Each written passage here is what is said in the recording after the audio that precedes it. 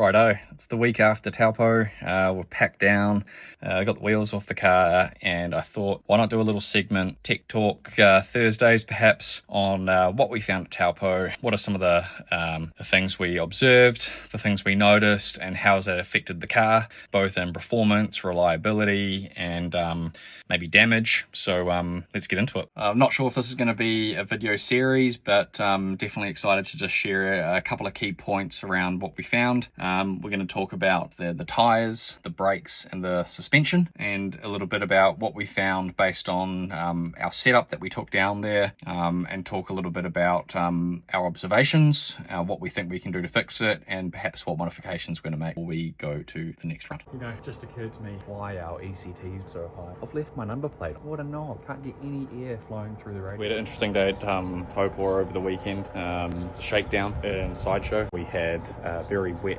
day one, followed by a pretty wet day two actually. So lots and lots of driving on semi-slicks in the rain. All right, damage report item 1. Bit of a crack in the windscreen there. Developed on the left side. Noticed it during one of the races. I actually think there is a small impact right about here. So yeah, not quite sure what happened there, but right, that's a good excuse for a heated windscreen.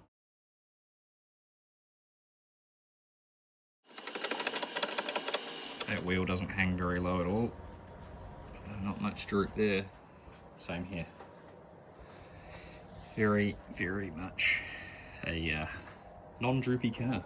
We're almost certain that the lack of droop is contributing to a variety of unideal circumstances and setup. The entire wheel doesn't move up and down as freely, which is important, and I think it contributed to perhaps our excessive tyre wear, you might consider, and perhaps a variety of things. The ability to corner speed, variety of factors, but certainly interesting to notice that. We knew going into the weekend that wasn't going to be perfect, so we fired together some race springs on some street shocks and did the best that we could. All in all, very happy with how the suspension did perform and the tyres, but certainly there's some improvements on the way. And this is how I took turn 4 around Taupo. No, just kidding. Right. Let's start with the right rear and take a look at what we've got going on. So this tyre was on the car the whole weekend. It's one of the only tyres that we didn't change. And what we can see here is pretty even wearing in terms of the fact that we didn't change any camber or tyre pressures much the whole weekend, evident by the pretty uniform wearing. So we can see a little bit of rolling over on the outside of the tyre. I'm going to put that down to the fact that this tyre is way too large for the wheel, but it is what we had to go with, unfortunately. It's just what was available in stock. Our preference for a 7.5 inch wheel is going to be a 215 or a 225, definitely not a 235. Nevertheless, pretty happy with how these held up. Definitely some opportunity here for some more camber, some more negative camber. We have found in the past that at Taupo the GC8 platform loves a bit of right-hand rear camber. You can see here that we're not even really touching this whole section of the tyre. So, you know, the feeling that gives through a corner, say a turn 1 as an example, it's very flat through there, and we're just not using the whole tyre on that turn. And, you know, if we're only going to use, you know, let's say 2/3 of the tyre, this tyre is only giving 2/3 of the grip that it could give, because we've got 1/3 here that isn't really being used. So definitely something to keep in mind. This will also affect turn 7 and turn 10, turn 11, which is I would say probably the most critical turn on the whole track in terms of lap time. So not being able to have 1/3 of the grip on this particular tyre and get a really good launch out of turn 11, definitely that's going to hit your VMAX speed for the whole track for that straight. And you know, having if we change the camber on here, it wouldn't surprise me if we maybe got 3 or 4 more kilometers an hour VMAX down that back straight just with changing the camber on this tyre. So definitely something to consider when setting up your cambers. Right, so over to our right front tyre. If you think that is a good looking tyre for 3 days worth of work at Taupo, you would be right. Problem is that tyre's only done 1 day of work. You can see that there's plenty of meat still left. This tyre is wearing pretty evenly. We're getting a good amount of rollover on the inside, and definitely on the outside. Again, I would say the outside wearing here is just a symptom of it being too big and having quite a big sidewall, which is going to be quite soft because it's not, as you can see, that's pumped out over the lip, and it's also a, you know, a 45 profile tire as opposed to perhaps what we could have run, which would have been a 40. All of those things contribute to the stiffness here, and as we can see, we are sort of wearing on that outside. Again, don't want to read into that too much because, again, the tire is not purpose for this wheel. What I would say though is that that inside edge is wearing quite nicely. If anything, could possibly run a little bit more camber, although given the weekend was rather wet, we weren't super inclined to give things too much camber. Wanted to have as much sort of traction in that braking zone as possible. Right, so onto the left rear, we have two tires here. This tire here used for the whole of Sunday only. Let's have a look at this. Wearing on the outside, much like all the other tires, not much to read into here. The inside though, you can see how glossy it is here. Hasn't even seen pavement yet, so could definitely do with a little bit more camber. You know, we've got lots of right-handed turns at Taupo, and I would say that, you know, again, a bit more camber in here would allow me to go a lot faster through turn 9, although I'm pretty happy with my mid-corner speed given the setup. I think I was around the 120 km/h mark as my minimum speed through turn 9, so I'm pretty happy about that, but definitely could lean on this a little bit more if we had a bit more camber. Right, so next to this tire is a tire that was on two corners of the car this weekend. This was on, I believe, the front right, and then made itself to the left rear. Very hard to tell a story about this other than it's well used. We can see here that, you know, probably this outside half was used quite a bit more than perhaps the inside. Well used tire, probably might suit a dry day. Would not want to run that in the wet. That probably took an absolute beating in the last race of the day where I just absolutely sent it. Not too much more to say about it. And finally, to the left front. Wow, well, this is the result of 2 days. This is a Friday practice day, which was dry, followed by a very wet Saturday. This thing is toast, and I'm very interested in your commentary around what you think caused this left front just to get absolutely demoed across 2 days. What I would say though, to be fair, is you know, we set up the suspension with the time and the materials that we had, and so the least of my worries is going through a tire or two for a 3-day event. You know, consumables are fine if I need to go through those. I'm not too worried about it at all. Tyre next to it was a brand new tyre on this wheel. It just did a Sunday. This has only been on the left front. You can see here, pretty happy with the wearing. During Sunday, we did increase the camber a little bit, and I think this helped, as evidenced by the lap times where we gained half a second. So I think this tyre has worn a little bit better. Why not? Let's talk about these Brembo brakes. These are factory Subaru brakes from the next generation Subaru. They are bigger. They are still 4 pots, 2 on each side, but significantly bigger area. Let's have a look over here, see what we can find. Right, so this is a 2-piece floating rotor assembly. This is a gyro disc supplied by Mike at Pro Sport Auto. I've tried a variety of endless pads and I've always been really happy with them. It's the first time I've used a factory size 2-piece rotor on a Subaru. I've typically just run your DBA kind of stuff, but now as I'm getting a little bit more confident under brakes, braking a lot later and a lot harder and wanting a lot more bite, I'm finding that I need to buy products that suit that sort of driving style. This compound that we're using here is the Endless N35S. Great sort of sprint compound, very high initial bite. I find that I can go through them reasonably quickly. I would say that I've probably used about half of that over the weekend. Not at all surprised. I did do 3 days of racing, and that means that I did 4 sessions every day of around 8 to 10 laps, 15 minutes if you will. So we could probably round that up to 3 hours of driving, of hard driving. Yes, it was wet and I wasn't braking as hard for a lot of those sessions, but I'd say 50-50 split. We were in the dry and the wet. Right, now what we see here here is a Subaru factory brake duct. This is forcing air through the front bumper all the way towards the brake disc. Very important to note, however, that that air over there does not mean it's necessarily cooling this disc down. We'll be doing something, but this is not a reliable way to cool your discs.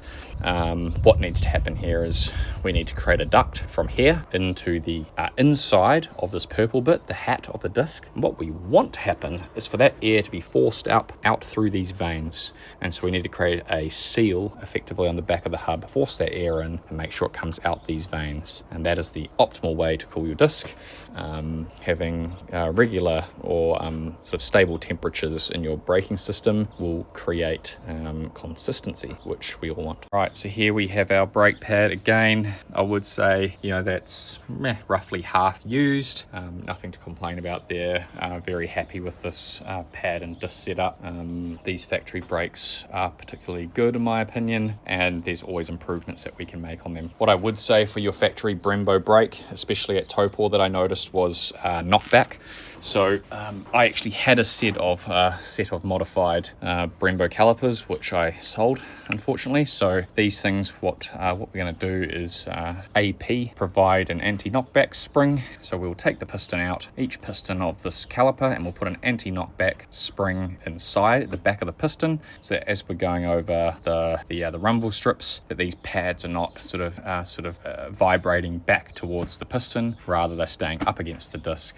During the racing, I did find some pretty bad knockback, and to mitigate this, what I found myself doing was using my left foot to touch that brake pedal, just to bring those pistons closer to that pad, and that definitely helped. Certainly through turn 4, that sort of quickish left-hander into turn 5, I felt that these brake pads, you know, after turns 2 and 3 as well, the knockback was pretty bad. I lost the pedal completely in one of the first runs into turn 5, which was very disconcerting, so an immediate change of behavior was needed there. Again, going through turn 4, just modulating the accelerator pedal with my right foot, touching that brake pedal with the left foot, giving it a couple of quick pumps, and then hard into the braking zone into turn 5 gave me an immediate bite on the pads instead of at soft pedal. So once I tested and proved that worked, immediately that was the behavior for the rest of the weekend. Helped massively.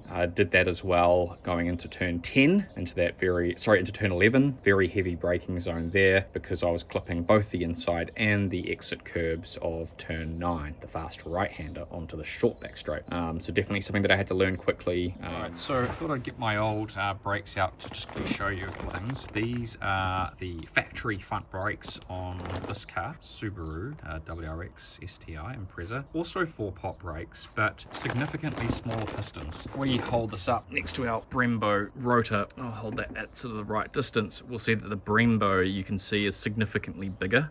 In actual fact, what this Brembo has is bigger pistons inside these calipers, and when we change our brakes and we change the size of the calipers that we run, and therefore probably the size of the pistons, is that we're also changing the area where the brake fluid has to go on. And what that can mean is that when you change the area of the surface area that the brake fluid has to push against, you are also affecting the pressure, brake pressure. So this brake caliper down here has a piston surface area of around 50 square centimeters across all 4 pistons, and this Brembo caliper has an area of 58 square centimeters. So what does that mean? We've got one caliper that has got 50 centimeters, the other caliper's got 58 square centimeters. So if we applied 1 as a force to each caliper, the small caliper will have a pressure of 0.02 and the big caliper will have a pressure of 0.17. So the pressure applied to the bigger caliper and to the pistons, and therefore the brake pad and your disc, is less. So you have to press hard. So in the example where we have now changed our front calipers to a more surface area, we get less pressure and the rear is unaffected. What this means is that out factory, your brakes are balanced front and back, and your manufacturer will have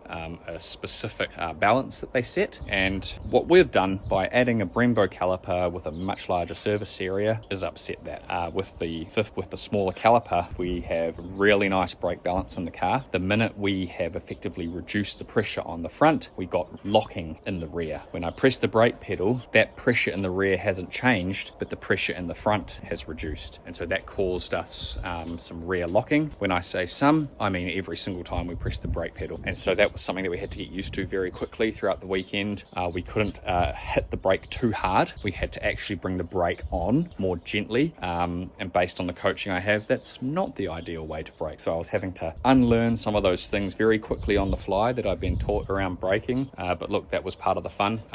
Really enjoyed actually having to learn that and earn some serious stripes driving in the wet with not an ideal brake setup. So what are we going to do to fix our brake bias problem? Well, there is always a solution. Right, in here as well from Frank the old car is our AP Racing brake proportioning valve. What's going to happen with this is that this is going to sit in the rear brake line. In our case, we're going to fit the brake proportioning valve in the rear line.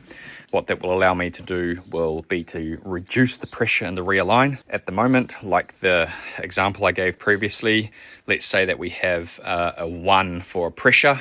What I want to do is now reduce that. We know that in the front, we had, when we gave it one force on the pedal, we had 0.02.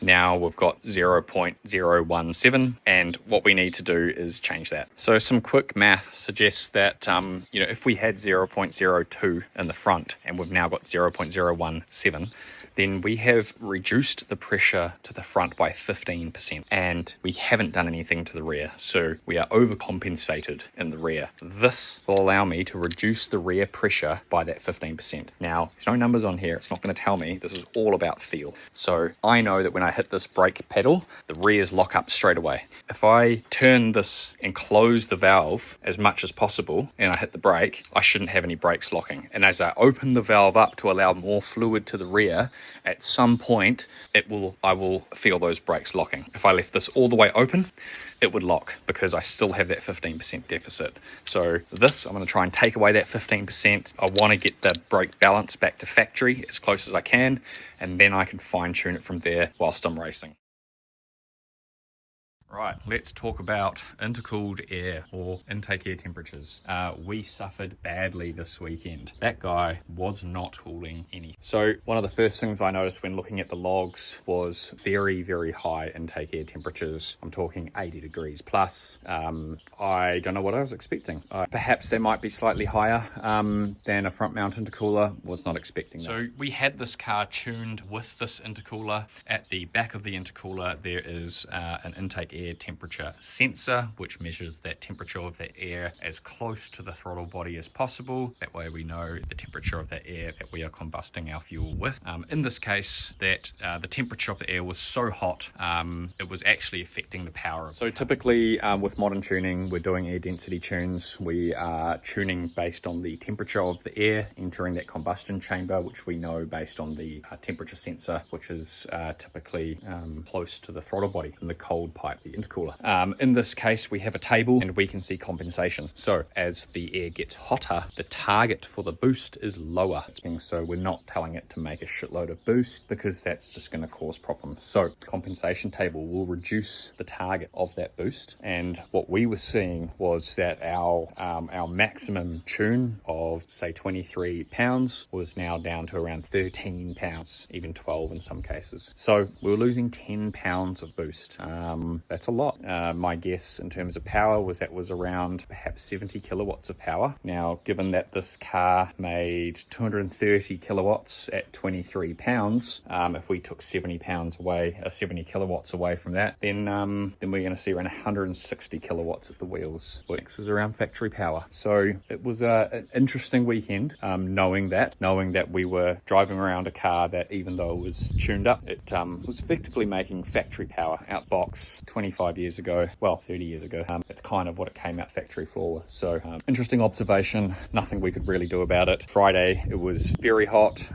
It was only marginally cooler on the Saturday and the Sunday morning, but in reality, just far too hot. So one of the key improvements that we need before the next round is that we need to get rid of this intercooler. This is not doing any job. I would say that this sort of carbon fiber duct, non-factory duct by the look of it, is also probably not well created. It's not filtering the air perfectly into this intercooler, and instead of going ahead and modifying that intake and trying to fit a bigger top mount intercooler, we're going to solve that problem with this guy. So that is our old front mounted intercooler from Frank. Frank is the main race car. This is a huge 100mm or 4-inch intercooler. I know that this works because I've used it in my race car, and we're going to combine that with a piping kit from Redline Performance, and that's going to help us force air through that intercooler. We're going to do that through the front bumper. It's going to be front mounted in front of the radiator. I'm expecting that we're going to get significantly lower air temps. My guess is that we're going to see anywhere between 30 and 40 degrees based on previous data. So that's one of the key changes for the round from a performance perspective, or maybe engine performance perspective, is changing that intercooler from a top mount to a front mount. I'm expecting to see up to a 50-degree difference, and thus some significant power gains. And for our final topic of the night, our suspension, man, these are amazing. This Teen suspension I picked up locally off Marketplace. What we did with it is we basically pulled every single component apart, stripped it, cleaned it, and then what we did was we replaced the spring from a factory sort of 6 kilo spring in the front. I think they run a 6 kilo front, 4 kilo rear, and in our case we decided to run a 17 kilo front spring and a 15 kilo rear spring, and unfortunately we didn't have time to get these dampers revalved. So look, we suffered a little bit there in terms of the balance of the spring versus the damper. It definitely was not optimal. We experienced some bounciness when the damper was too low. So using our in-car adjustable damper setting, what we can do here is we can actually modify the damper on the fly. This little guy is the EDFC unit that comes with the Teen shocks, and this control unit wirelessly controls stepper motors that are physically connected to the top of each shock.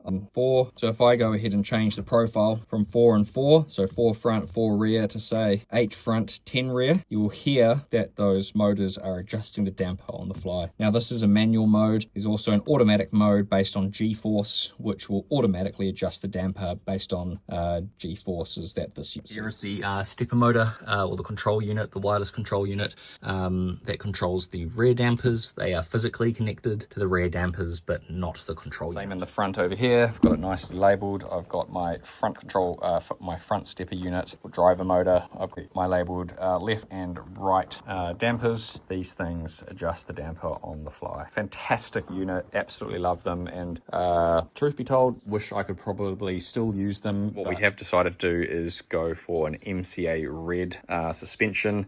Whilst I am trying to build this car on a budget and keep it realistic from an entry-level point of view, it's no secret that suspension and braking is where all the time is. So I still want to be competitive, and I think for anyone that is getting into racing, we all get told, spend money on suspension and brakes. So that's what I'm doing. I'm trying to use factory parts as much as possible, a la the Brembo brakes. I want to try and keep this as factory in production as possible, but the factory doesn't make suspension that's suitable for racing per se. So whilst I'm happy to use the Brembo brakes because I'm comfortable with them, I don't want to go out and buy fancy big brakes for this car, but I do feel like money well spent would be some proper dampers that are actually valved correctly for the application. So sorry to say, but those Teens are probably not going to last till next round. Definitely enjoyed them. It was great fun using them, but probably not up to the standards that I need. Given the state of the tyres, I think that's pretty good. So guys, I hope you like this sort of Tech Talk Thursday little episode. Obviously haven't done this before, but thought this might suit a few of you, or thought a few of you might enjoy these, this sort of breakdown of Taupo and what we we found and what worked and perhaps what didn't, and even what mods we're going to try and do for next round. That's going to be Manfield in a few weeks. Really looking forward to it. Not 100% sure what class I'll be in, 3 or 4, and yeah, hopefully by then we've got lower intake air temperatures, better suspension, and balanced braking. If we turn up with those 3 things, I'll be absolutely pumped. I thought the car was extremely competitive as it was, even with some of the unoptimized features, you could say, but also looking forward to the challenge of improving that and then adapting my driving style for those. Well, thanks for tuning in, everyone. Hope you enjoyed this little segment. Definitely the first time I've done it, and I'm eager to learn from you as well. If there's any experts out there that would like to chime in, please do. I'm here to learn, and I'm sure the rest of the audience would love to know from experienced professionals. I am not one of those. I am perhaps regurgitating or relaying things that I've learned in my very, very short time racing from other people that I respect highly and listen to a lot. But if you've got some specific information that you can share with us, that would be fantastic. I think everyone's keen to learn to improve both their performance, reliability, and understanding how they can optimize their race weekends. Thanks again, everyone. Appreciate it heaps, and we'll see you at the next round at Manfield.